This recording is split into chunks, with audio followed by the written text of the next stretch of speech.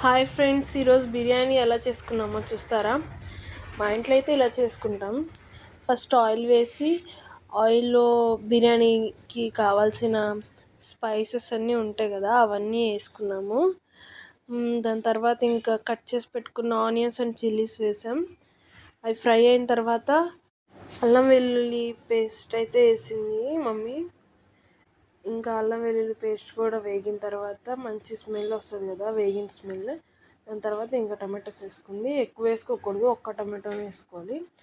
Mummy అయితే ఇక్కడ 1/2 kilo rice అయితే వేసిందనమాట. తర్వాత ఇంకా కొత్తిమీర పుదీనా వేసుకున్నాము. అవి కూడా ఫ్రై అవ్వనివ్వాలి. 1/2 కిలో కదా మమ్మీ వేసుకుంది, 1/2కి 2 డబ్బాలైతే నీళ్ళు పోసింది మమ్మీ. 1కి 2 కొలతతో పోసింది అనమాట. తర్వాత మంచిగా ఎసరు రాగానే ఇంకా సాల్ట్ వేసేసి బియ్యం అయితే వేసేసింది.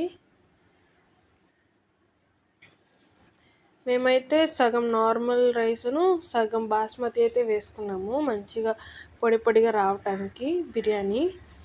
మేమైతే ఇలా చేసుకుంటాం. నచ్చితే మీరు కూడా ఇలానే చేసుకోండి. Thank you.